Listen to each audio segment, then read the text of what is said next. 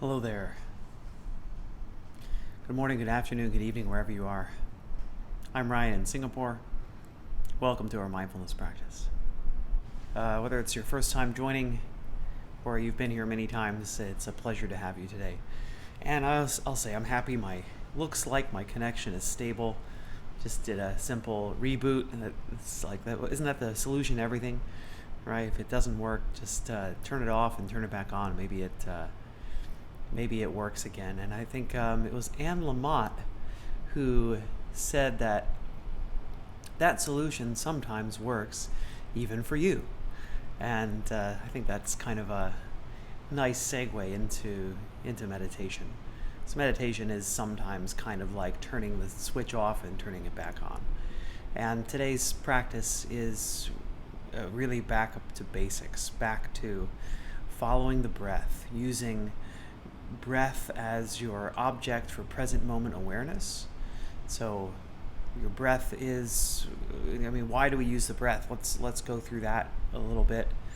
And why is this such a choice object for present moment awareness? Well, number one, you always have it with you. As long as you're alive, you won't stop breathing. So you don't have to bring along any beads or bells or anything at all. That you can meditate anywhere at any time because your breath is always there with you. And why choose the breath? And in this case, it's the physical sensations of breath. So not simply I think I catch myself doing it sometimes, that I'm thinking about breathing. I feel like I'm following my breath. I'm thinking like in, out, or something like this. Whereas the real way, I'd say the effective way, the more effective way to do meditation on breathing is to follow the physical sensations, to observe the physical sensations that accompany breath. So that could be the expanding and contracting of the abdominal wall. I think that's one of my favorite places to use, partially because it's a bit larger. Of course, there are advantages and disadvantages to using a area of the body that's large.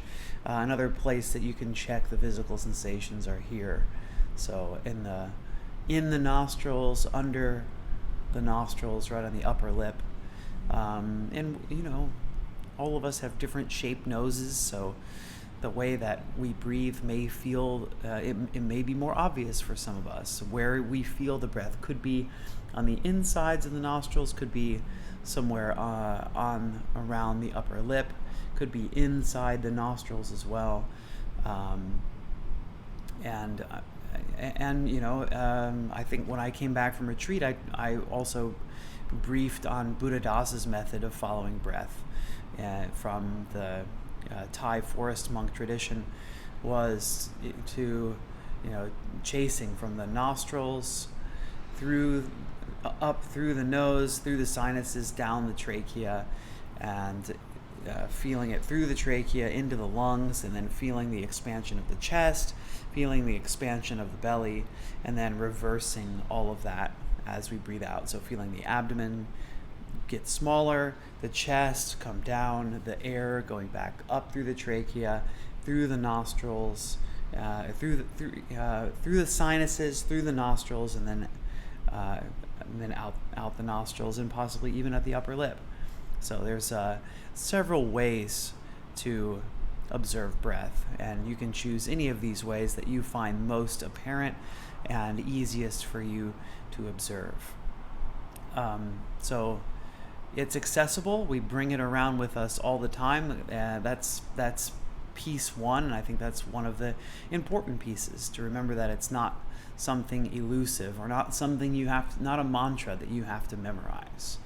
That the breath has a lot of advantages just by observing it, observing what's happening in the present moment. And you'll find as well, so kind of point number two, there's information in my breath. So our breath isn't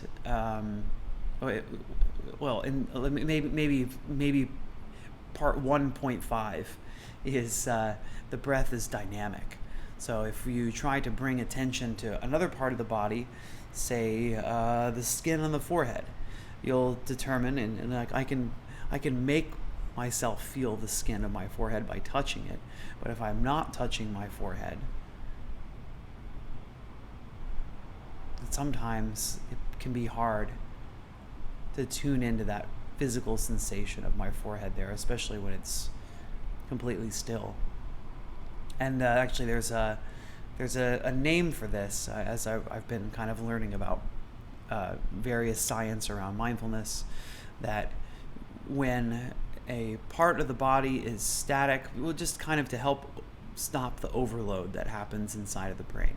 So if we have thousands of stimuli happening all the time, so to keep us from getting overloaded, the brain kind of goes, okay, I know what's happening there. I know what's happening in the right knee right now, and it's not much, so I'm going to kind of help you to get it into the background. So when nothing's going on, and you'll find it even happens with the breath, right? It's one of the reasons the breath can be hard to follow, is that the breath itself kind of goes in the background. You'll find that unless you're really paying attention to it, you don't notice all the times that you breathe throughout the day, and you do breathe a lot.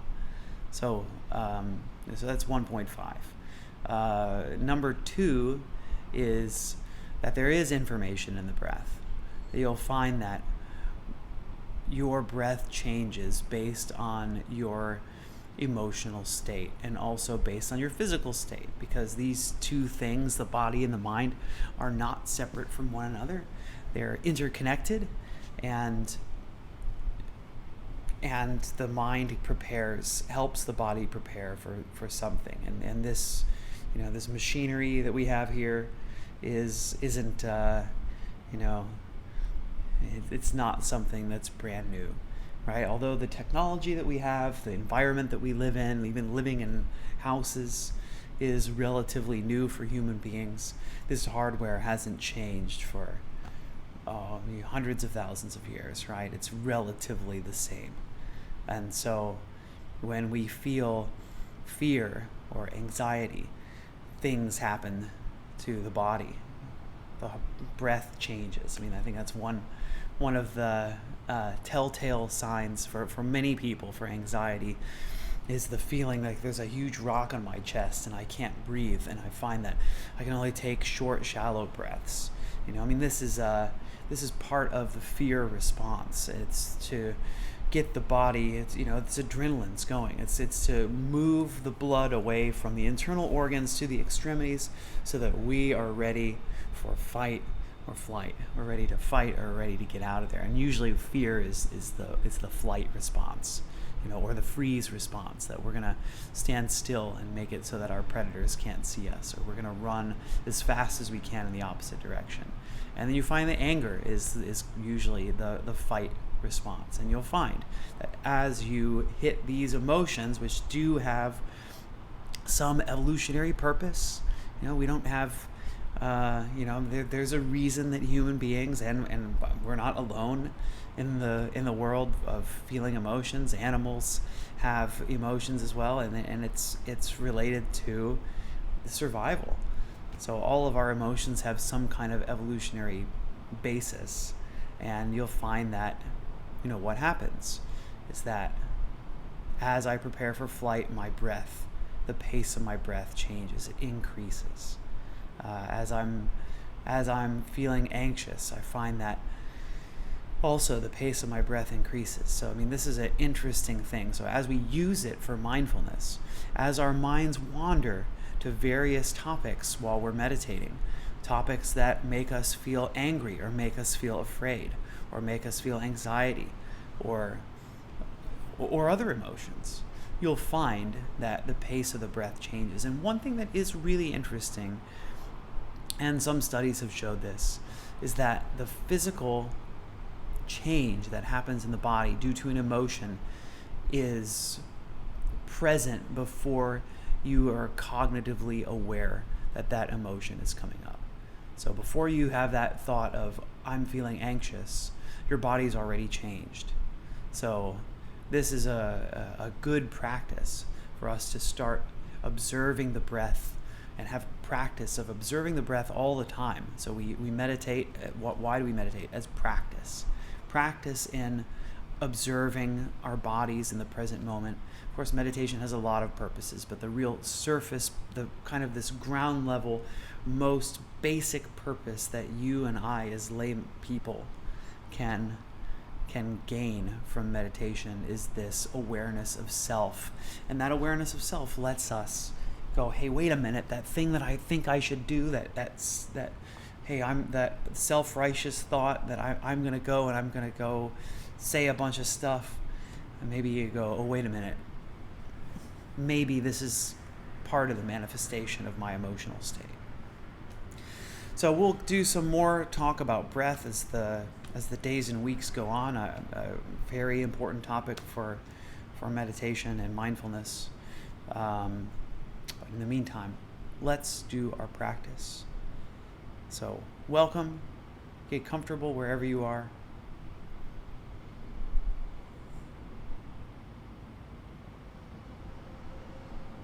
I would encourage you to sit up straight and tall. Bring your back away from the backrest so that you are sitting by your own effort,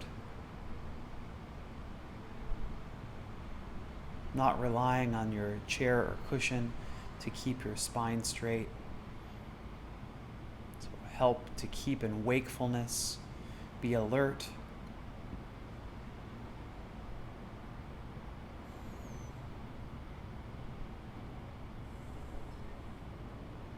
So the ideal posture is one that helps combine relaxation and alertness. So find a way to sit that allows you to be relaxed, but also allows you to be fully awake, fully alive, ready to pay attention.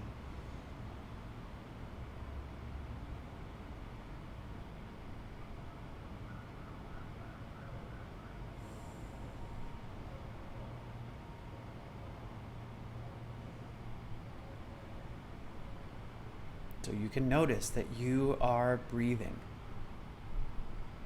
Congratulations on being alive. This is a gift worth being grateful for. Feel the breath as it comes in and as it goes out.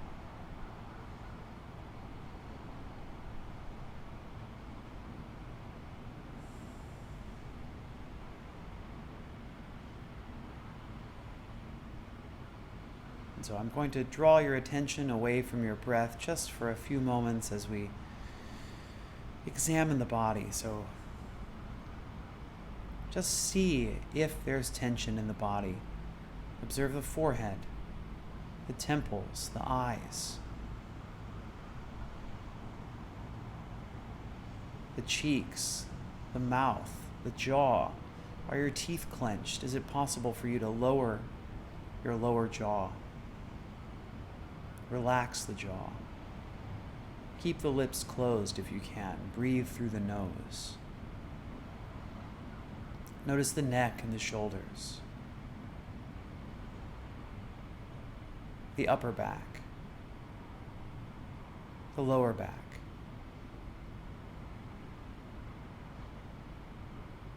The abdomen. Do you find as you breathe that your belly is going outwards?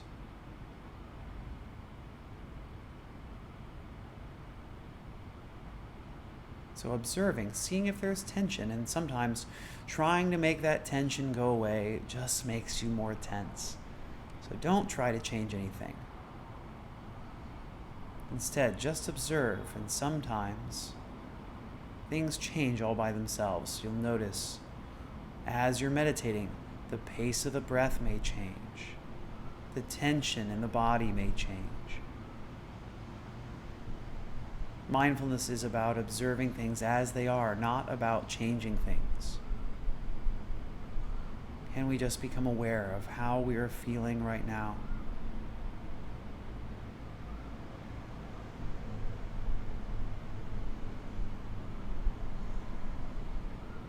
And be aware of these breaths.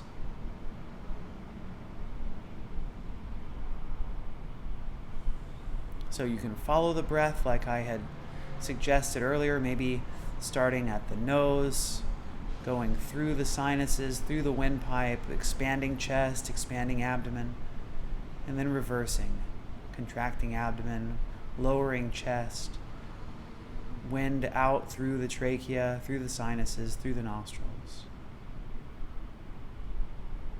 Or maybe you just choose one place, just notice the belly, expanding and contracting.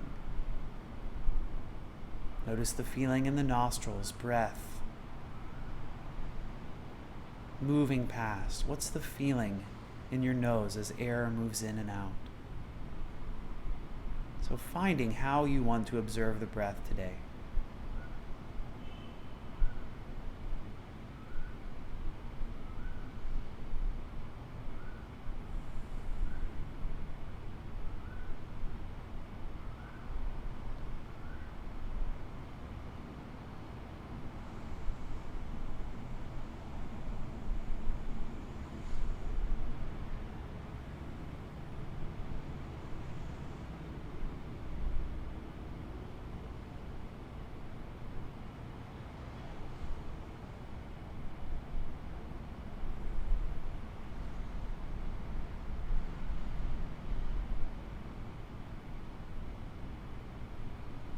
And so now maybe you have a little bit of awareness of the breath.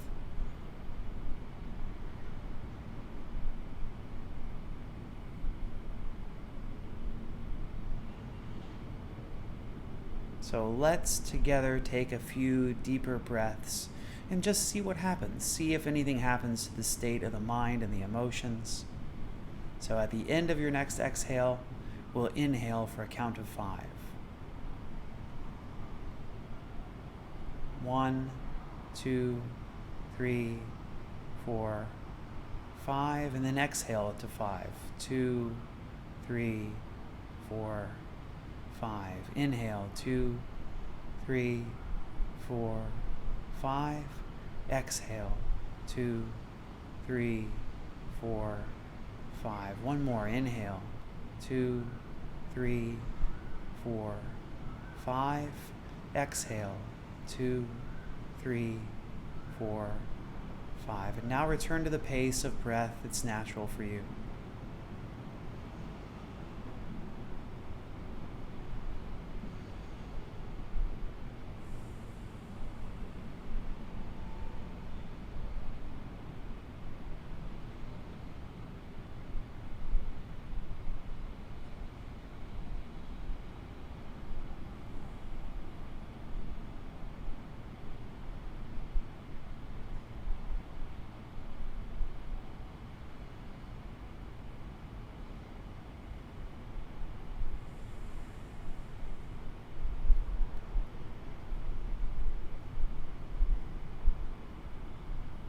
And seeing if you can, with that strong determination,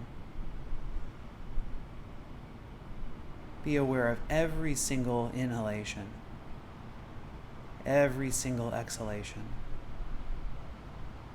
Like a curious child who first discovered that she was breathing.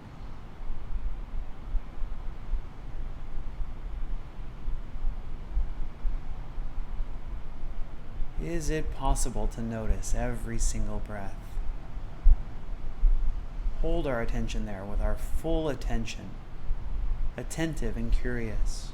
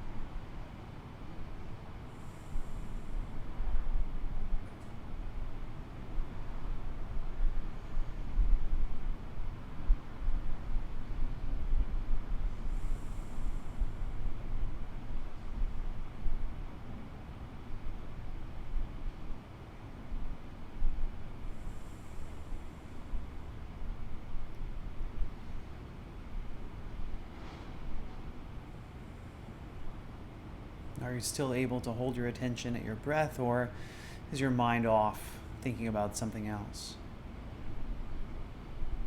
So this is okay. It doesn't matter. It's part of our process. Sometimes we get lost and wander away. It's okay. Just gently escort the mind back to observing this physical sensation of breath wherever you were.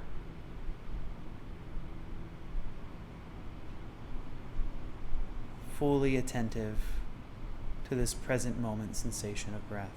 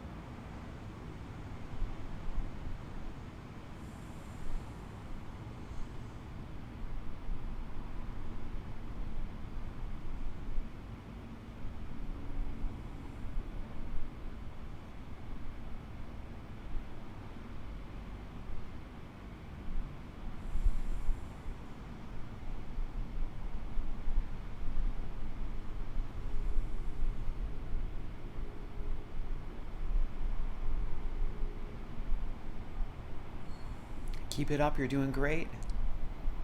Just a little while longer to go. See if you can redouble your effort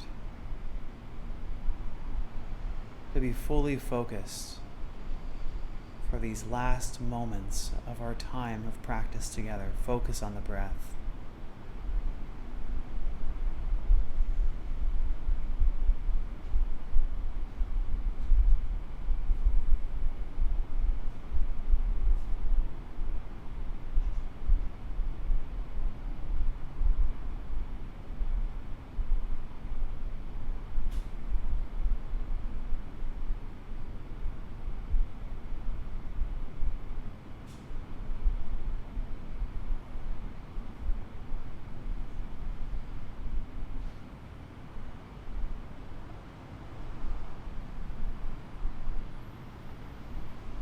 And so let's take 3 breaths together as we end, fully focused on these last 3 breaths.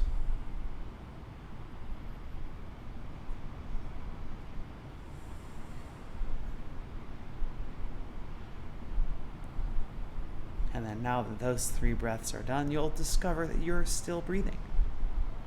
So you can continue focusing on your breath, even as I draw our period of formal practice to its close with 3 rings of the bell.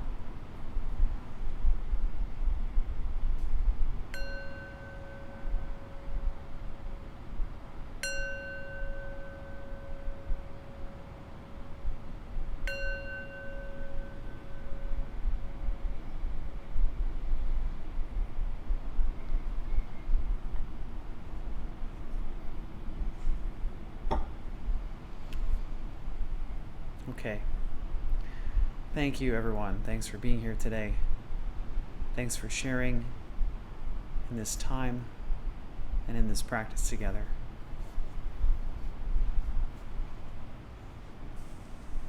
So how did your practice go for you today?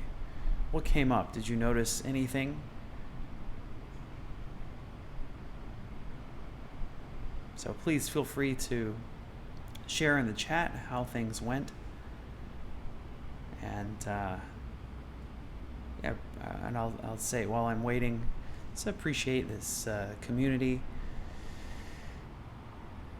So whether it's your first time or you're a regular attendee of these mindfulness practices. It's nice to see. It's nice to see new faces, and it's nice to see old faces here in our chat. And just welcome wherever you are. My chat room it's just a bit more silent than it was in the past.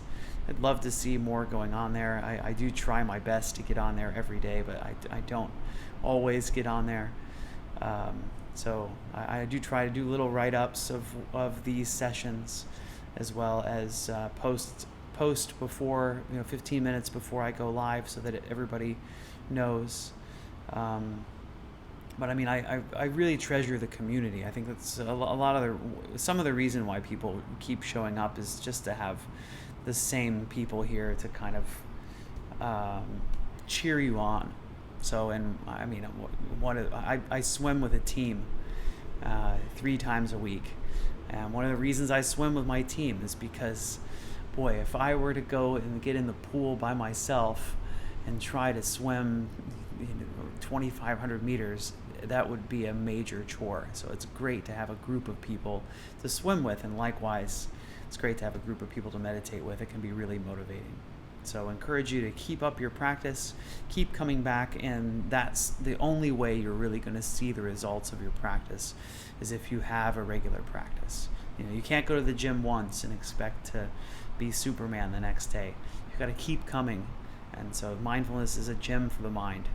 So start to see about how paying attention in the present can have a big effect on your day-to-day life. Thanks for the activity in chat.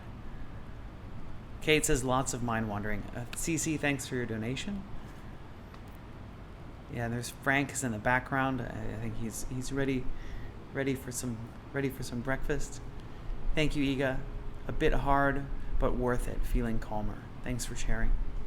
Chris says, I'm congested because of a cold. Totally different experience. Hope to be soon back to normal. Chris, I hope you get better. And it is a different experience. I had nose surgery when I first started meditating, and found that breathing through my mouth was a different experience. And that's a question too. Can you make it part of your practice? Can you make whatever challenge you're having? Just accept, hey, this is the me that's here today, whatever it is, how physically, mentally, emotionally, whoever's here. Hi, May. And if you have an old face, that's good, because if you never have the opportunity to have an old face, that's a real pity. So welcome. Sybil says, I focused on the breath while so many noisy distractions occurred. I noticed I have to keep correcting my posture. Thanks for sharing. That's sometimes an indicator I use often to see when I first notice that I'm wandering, what is my posture like? Has it deteriorated? It has, and by the way, your posture will directly affect your ability to pay attention. Tina, thanks so much for a great practice. It was challenging to stay on point. The cues helped a lot. Thanks, Tina. Thank you for being here. Thank you, Iga. Thanks for your compliments. Appreciate it so much. Thank you, Jay. Kate says, I've had a break from meditation. Good to be back. Thank you, Chris. Cece says, I was sitting in my car in my driveway. I didn't want to miss it. Thanks, Cece, for sharing. And thanks for being here. Thanks for your donation. Thank you, everybody, for being here. So, let's see. How do we sum up? Yes. So dedicated. And I think it's important to be dedicated to your practice, however. Especially if you find, be dedicated to your practice for a month, 2 months. Meditate every day for at least 10 minutes and see what benefit it has. And then if you do see some benefit, you too may want to be so dedicated. So we're going to continue a series on breath in the next few. The one I've actually been waiting a few weeks to get to is this Tonglen practice that we're going to do on Thursday. It's from a teacher of mine, Mark Lesser. It's interesting. It's interesting for a lot of reasons. So it's going to be synchronizing some idea with our breath. So it's an interesting practice, and I encourage you to come check it out. It'll be in about 48 hours from now. I'll be back. So come check that out. If you found today's practice useful, there's a few things that you can do. One, follow me on Insight Timer as a teacher. If you're watching on YouTube, remember to like and subscribe. Let's see. You can join Ryan's Daily Mindfulness Circle, be an active participant there. Listen to my free tracks. I've got probably about 20 free tracks. If you're an Insight Timer Plus member, listen to the premium tracks. That helps a lot. And donate if you feel so inclined. And so all of these can support me, help give me more visibility on Insight Timer, and which will help me. So appreciate your help and support. And yes, and Chris shares again, if you join Ryan's Daily Mindfulness Circle, there are regular meditations scheduled in those circles that people attend. Look, I think it's a bit messy. There are a lot of meditations in there, so I want to go in. Jean has arranged a lot of those, so before I go in and start randomly deleting meditations, I want to make sure that everything's okay there, and that to figure out what's the most important one. But anyway, there are meditations there in Ryan's Daily Mindfulness Circle that you can use to meditate with other people at various times throughout the day. Thanks so much for joining. I'll see you soon. Thank you, Karen, for your donation. And before we go, let's do this thing that we do, which is send well wishes to ourselves and to each other. And incline the mind to compassion and for loving one another and ourselves. So follow along if you like. May I be happy and peaceful. May everyone watching, listening right now, wherever you are, I wish you all happiness and peace. May all sentient life here on Earth and throughout the universe be happy and peaceful.